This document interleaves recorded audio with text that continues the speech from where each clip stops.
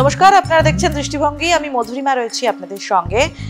আর আজকে মধুরিমা এবংয়ে আমরা আলোচনা করব মায়ের আগমন এবং গমন যে সমস্ত বাহনে হয় বা ঘোড়ায় চড়ে পালকিতে চড়ে আমরা জানি, এক্ষেত্রে মাহাত্ম্য ঠিক কি কি। আর সে কারণেই আজকে আমরা চলে এসেছি সর্বভারতীয় প্রাচ্যবিদ্যা একাডেমির অধ্যক্ষ ডক্টর জয়ন্ত কুশারির কাছে। তার মুখেই শুনবো যে এবারের মায়ের আগমন এবং গমনের ক্ষেত্রে কি কি মাহাত্ম্য রয়েছে এবং প্রত্যেকবার যে আলাদা আলাদা এই ঘটনাগুলো ঘটে তারই বা কি প্রভাব পড়ে। চলুন দেখে নিন। ডক্টর কুশারি, প্রত্যেকবার এইরকম সময় আপনার শরণাপন্ন হই আমরা, এবারেও তার ব্যতিক্রম নয়। এবারের মায়ের যে আগমন এবং গমন দুটো ক্ষেত্রেই আমরা দেখছি যে বেশ কিছু আলোচনা হচ্ছে, শুভ হবে কি অশুভ হবে। খুব স্বাভাবিকভাবেই দোলা এবং গজ আসার ক্ষেত্রে কি হয়, যাওয়ার ক্ষেত্রে কি হয়, কি হতে চলেছে এবার যদি একটু বলেন। একেবারে আমরা যদি মূল জায়গাটাই যাই, দুর্গোৎসব তত্ত্বে মায়ের আসা যাওয়ার ক্ষেত্রে কতগুলো বার নির্দেশ করছে। তো সেখানে মূল শ্লোকটাই আসছে আমরা, সেখানে বলছে রবি চন্দ্রে গজারূঢ়া, রবি চন্দ্রে গজারূঢ়া, শনি ভৌমে স্তুরঙ্গমে, গুরৌ শুক্রে চ দোলায়াম, নৌকায়াং বুধবাসরে। বাংলা বললে রবি মানে রবিবার, চন্দ্র মানে সোমবার, এই দুটো বারে যদি মা আসেন যান তাহলে তিনি গজ নামক তার যে বাহনটি অর্থাৎ হাতিতে আসবেন। তা তো অনেক রকম বাহন আছে। তো তারপরে বলছে শনি ভৌমে, অর্থাৎ ভৌম কথা হচ্ছে মঙ্গল এবং শনি মানে শনিবারে যদি আসেন তখন তুরঙ্গম, তুরঙ্গম কথাটা হচ্ছে ঘোড়া। আচ্ছা, তারপরে বলছে যে গুরৌ শুক্রে চ দোলায়াম, গুরু অর্থাৎ বৃহস্পতি এবং শুক্রবার যদি তিনি আসেন বা যান তিনি দোলায় যাবেন বা আসবেন। তারপরে পড়ে রইল বুধবার, বলছে বুধ নৌকায়াং বুধবাসরে, যদি বুধবারে তিনি আসেন বা যান তাহলে তিনি নৌকাটাকে অর্থাৎ জলযানে তিনি জানবেন। এতক্ষণ আমরা মানে কি বলবো, মানে স্থলের কথা বললাম, একটা ক্ষেত্রেই জলের কথা বলা হচ্ছে, সেটা হচ্ছে বুধবারে এলে, হ্যাঁ নৌকায়। তো এইবারে তার যে ফলাদেশ সেটা বিষয়ে আমাদের জানতে হবে। বলা হচ্ছে গজেচ জলদা দেবী শস্যপূর্ণ বসুন্ধরা। ঠিক আজকেও যদি ধরি, কেননা আজকে তো মায়ের একটি প্রথম কল্প, কৃষ্ণ নবমী কল্প।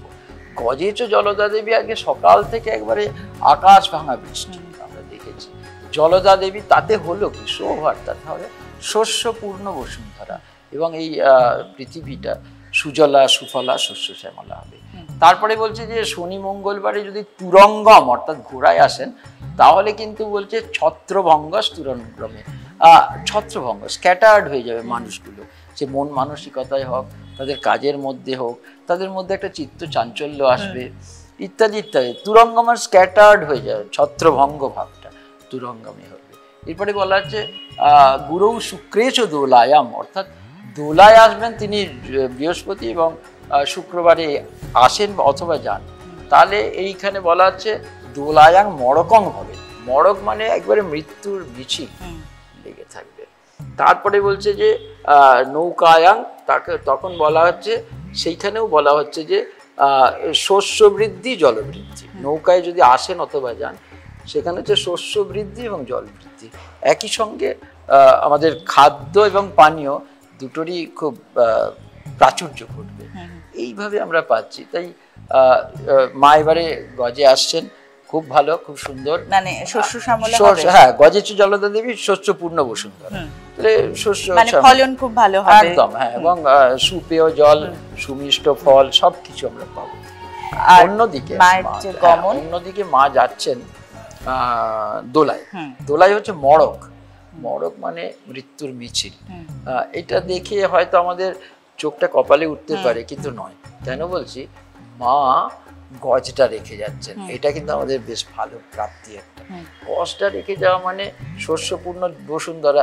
দোলা শুনলেই, ঘোড়া শুনলেই আমরা যেন আটকে উঠি, তা নয়, মা তো এই দোলাটা নিয়ে চলে যাচ্ছেন।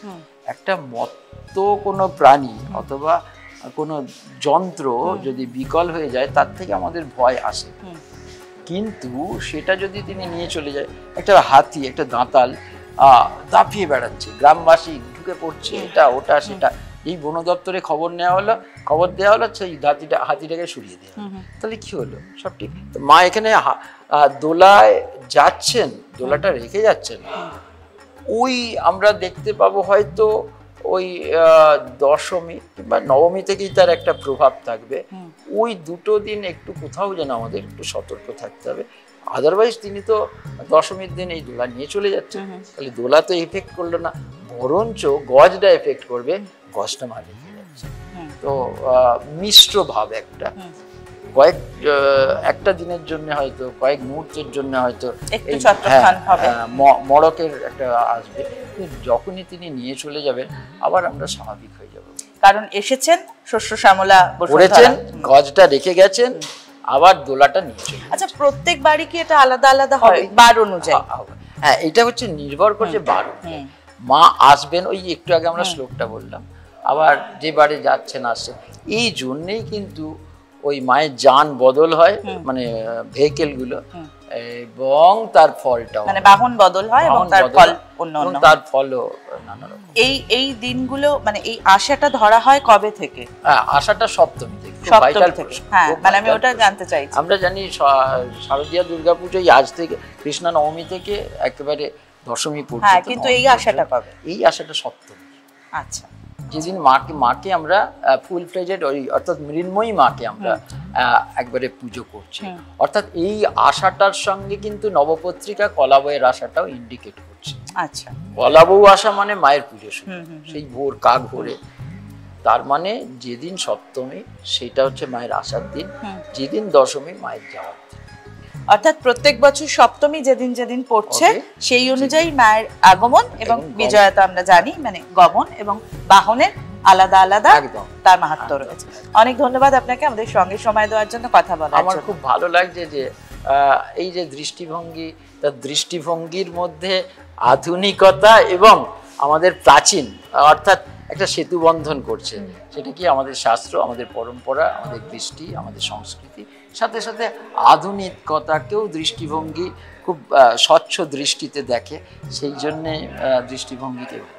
Thank you so much. আমাদের সঙ্গে ছিলেন সর্বভারতীয় প্রাচ্যবিদ্যা একাডেমির অধ্যক্ষ ডক্টর জয়ন্ত কুশারী। মায়ের এবারের আগমন এবং গমন সংক্রান্ত সমস্ত তথ্য আপনারা কিন্তু জেনে গেলেন, কাজেই দুশ্চিন্তা করার কোনো জায়গা নেই। আজকের মতন মধুরিমা এবং এ পর্যন্তই।